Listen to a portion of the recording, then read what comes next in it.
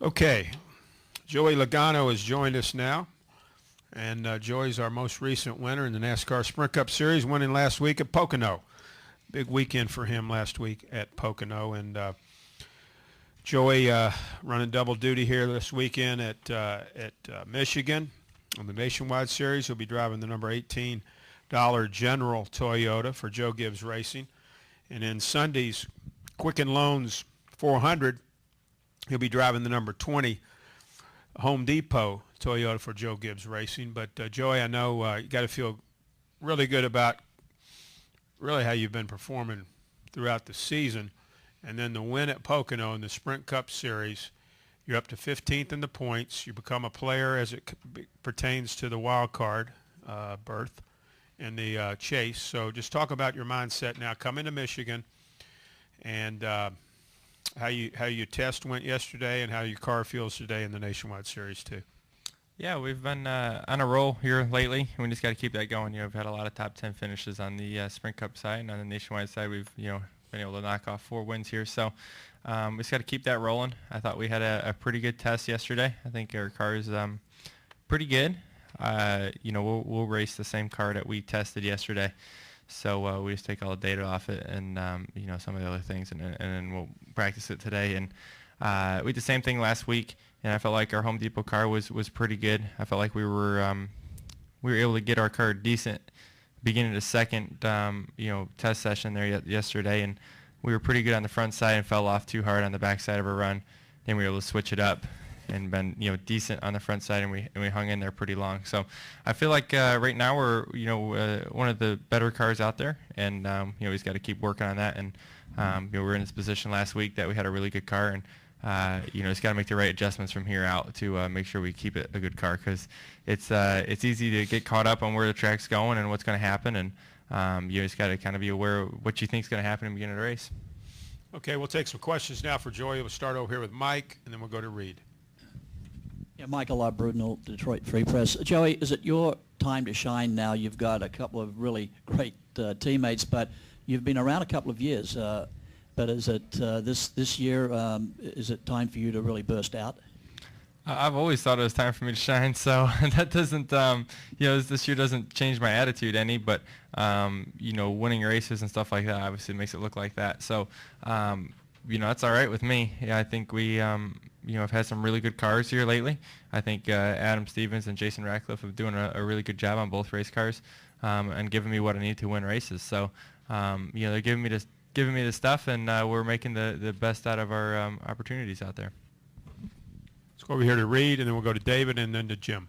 Reed Spencer with NASCAR Racers. Joey, you're in a position now where one more win would do you a lot of good as far as the chase is concerned. You're also not that far out of 10th place. So how do you approach the next 11 races before the chase? Do you try to go for points and consistency, or do you try to win that one more race? Well, I think there's a little bit of both. I think you always have to go out there and get the best finish you possibly can. But if it takes a chance to win a race and you have to risk something, if you're in that position to win a race, you better take that chance to win that race, because that's going to be very important. But at the same time, you don't want to, cost yourself too many points by taking that risk, whether that's, doing an aggressive move on the racetrack, or that's, risking, pitch strategy, fuel mileage, something like that too. So I think you got to weigh the consequences out before you do a lot of things. And look at what Junior did last week. He weighed it out in a different way than we did. So, there's different philosophies on everything. But I think when you ever have a shot to win, you got to take that shot, because they mean so much. And these races are hard to win. So anytime you get a chance to win a race, you want to take it, because found out it's pretty fun to win these things. Let's go over here to David, and then to Jim. David Newton, ESPN.com. Joey, you came through or come up in an era where the cars are safe and you don't feel, I guess, threatened when you get into a race car like they may have 15, 20 years ago. When you get out here with these speeds like they were yesterday, does that throw a little more maybe fear or whatever aspect into it, and you think that's good for NASCAR? Well, it doesn't make me scared, but I'm probably not smart enough to be scared. So, I think our cars are really safe, and, I think it's I'm not really worried about it. Now I think if we have a tire issues or right fronts are blowing out, yeah, it's going to hurt a lot. But as a race car driver, you don't think about that when you're out there. And I think if you do think about it when you're out there, you probably don't belong out there. So, there's always a risk every time you strap in a race car, and I think everyone notices that. But I think we also notice how much safer a sport is compared to where it used to be. So. I guess it's in your mind, but it's not in your mind. It's not in your mind when you're out there. You're out there racing, and you don't think about it before you make a move on somebody about, man, if we crash, this is gonna hurt. That doesn't go through your mind. You're out there, trying to win races. Let's go with Jim. Jim Noble, ESPN. Along similar lines, I'm sure you remember back when Bill Elliott and Buddy Baker were, turning 200-mile-per-hour laps. Is there something magical about that number for a race car driver, hitting 200? I know you said you don't think about speeds per se, but when you pull the sheet down and you see 200, is that like, wow, 200 miles an hour? Yeah, I think a 200-mile-an-hour average is really cool. I think that's something really neat. And, I think you'll see a lot of cars qualifying, tomorrow with a 200-mile-an-hour average, which is going to be really neat. I remember the first time I hit 200 miles an hour at an ARCA test at Kansas. And I thought that was the coolest thing. I was close. I was looking at the data, and we were, 199, 199.5. I was like, man, I want to get 200. That'd be really cool. And, I think I was like 16 or 17 at the time. So I thought that was the coolest thing. But now, it's just it's a number, but it is cool to see it. Let's go to Patrick right here, and then to Jim. Patrick Levy, NASCAR Productions. Joey, there's been a lot of racing on new pavement this year. You came off a win last week at Pocono. There's high speeds here today at Michigan. A few weeks out, we'll go back to Daytona for the Coke Zero 400. Do you expect anything going back to a track the second time around and this year? Yeah, I think anytime you come back to a place a second time, especially with myself, with the new crew chief, is going to be a gain for sure. Daytona is a beast of its own. It's going to be, Daytona and a nationwide car here is going to be actually pretty similar. But, that's when you come to any of these racetracks coming up for the second time, that Jason and I are going to have a notebook on now that we can, go off a lot of things that we worked on the race before.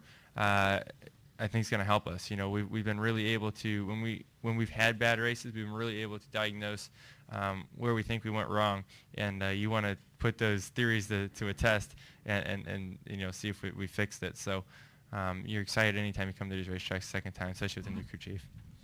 Let's go up here to Jim, and then we'll go to the gentleman here on the far left. Right over here. Jim Hutter, Charlotte Observer. As an organization, Joe Gibbs Racing, you guys have kind of had a really big high and some lows. All three of you have won races already this season, but you've also, all three of you, had kind of some inconsistency. Kyle's had a couple bad engines problems the last couple of weeks. When you guys are talking about the season thus far, which one stands out the most? Which side stands out most for you guys? I think we focus on the positives.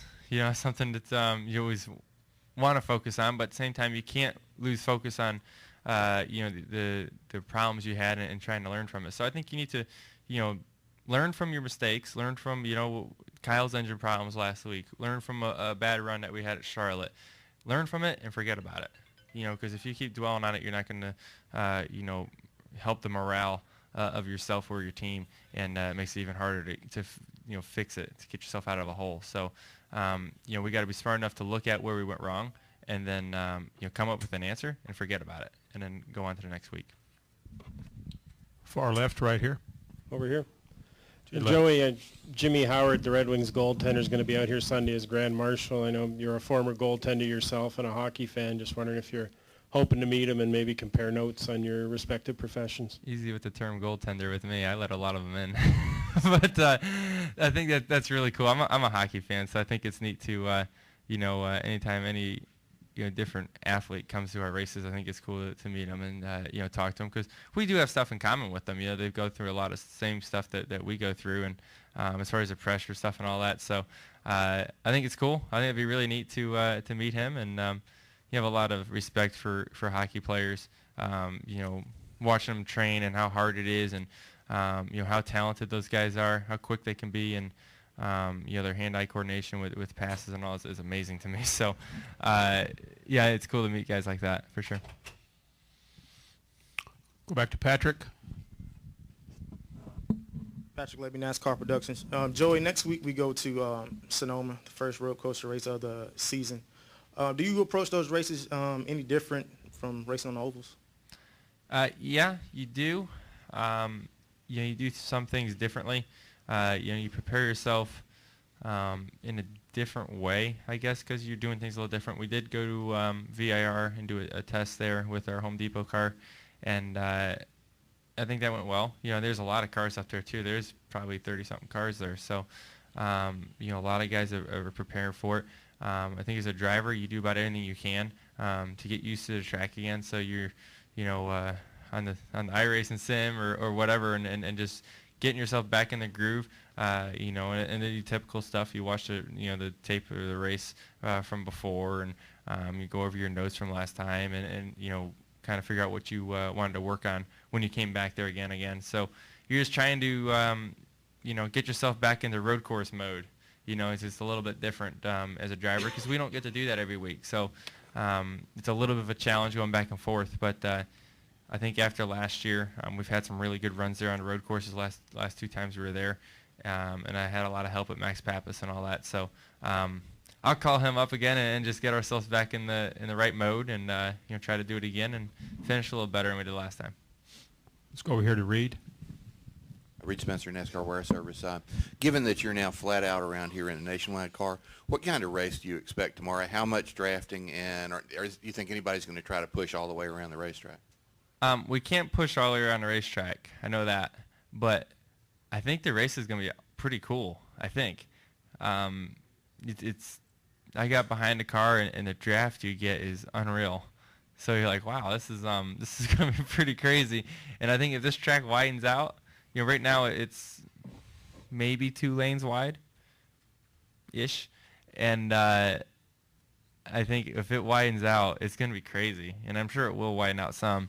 But, man, the run you get down the straightaways, and you'll see some push drafting for sure down the straightaway, and people will be lining up. And I think it's going to be really, really hard, and it's going to take a really stellar car to break away from the pack. I think there's going to be a lot of guys just drafting and, getting the run at the end of the straightaway and bonsaiing into the turn. And, at that point, once you're in the turn, you get up on someone's door or something like that, this car's going to be getting loose and all that. So I think it's going to be very, very entertaining, especially on restarts. And I don't think it's really going to spread out that much. I think these cars got so much drag on them. So, watching nationwide practice already, you see there's a couple different theories out there. There's some guys going out there trying to take all the drag off their car and posting fast lap times. Now you look at that and you're like, okay, well in the race, is that going to be better or is it going to be worse? And none of us know that yet. None of us know if if you're going to want the downforce or you're going to want the speed down the straightaway in your car. So, I think people are trying to find a happy medium out there maybe. So it's a little bit of a guessing game, but it's a lot of fun right now. Let's go right here. George Poley, the Macomb Daily. Could you, at this point, can you get a feel for whether you guys as drivers feel like there's more of an unknown this week than there was last week, or are they about the same with the repaves? I'd say they're about the same. I feel like a lot of us learned a lot last weekend on how these repaves could be. I think we learned a lot at Phoenix about Pocono, and we learned a lot about Pocono for here. So we're all kind of figuring it out little by little. But I think we have to be aware of, look at the first lap of Pocono last weekend. It was icy. There's no grip at all, and you've seen that with a lot of guys sliding all over the place. And I was glad I was in the front of it because it looked pretty hairy back there. So, if it rains, I think it's going to change a lot. Hopefully it doesn't rain and the track keeps widening out. But, you've seen at the end of the Pocono race, there's definitely a couple lanes there and people moving around some, and there's some good racing. So I would assume the same thing would happen here. And I assume it'd probably get even wider here. But we'll see. Let's see what happens. Far right, Mike. Mike Mullen.net. Congratulations last weekend. How much side bite do these tires have here? I mean, when you're like racing with somebody and want to make a move to one side or the other, have you guys seen how much side bite you got? Yeah, I think the tire itself has got a lot of grip. I think the aero balance is going to change a lot. You know, you think, okay, so you're going faster, you're going to have more downforce on your car because you're going 218 miles an hour. Well, now when you lose that downforce, the net changes a lot more. You know, you're going to lose a lot more downforce. So the same goes for side force when you get up next to a car. So you're going to make that move, get underneath them. Are you going to get freer underneath them? Probably will, because you're relying so much on air. You know, so the tire itself has got plenty of grip, and it doesn't fall off that much, and it's very similar to last week. But we're going so fast, we have so much downforce on our cars right now.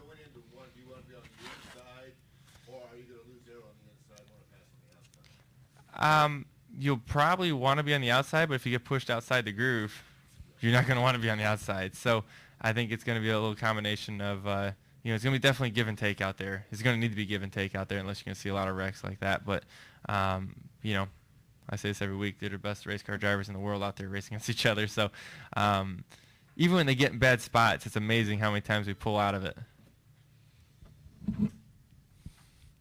Joey, thanks for coming in, and good luck this weekend, okay? All right. Thank you, guys. Appreciate it.